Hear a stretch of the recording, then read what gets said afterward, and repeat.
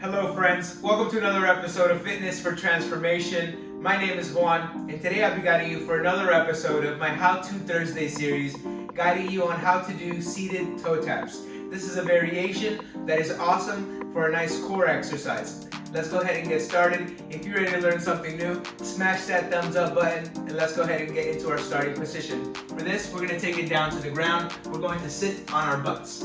We're going to have our legs extended, toes are pointing up towards the sky, and our arms are going to come just outside of our heads by our ears. This is our starting position. We're going to inhale, engage our abdomen, and we're going to raise our left leg and tap it with our right hand. Then we gently return to our starting position and alternate to the opposite side. Focusing on inhaling as you're in your starting position. Exhale to get your leg up, tap your toes, return to your starting position, and switch sides. Inhale, exhale. In through your nose, out through your mouth. Focus on your core engagement.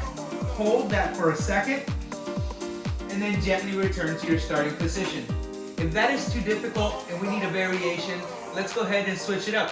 Let's keep our arms at our sides here, and let's keep our legs down on the ground. We're going to bring ourselves in to tap alternating toes and return to our starting position. We return and alternate sides, focusing on breathing out through your mouth as you touch your toe, and in through your nose as you return to that starting position.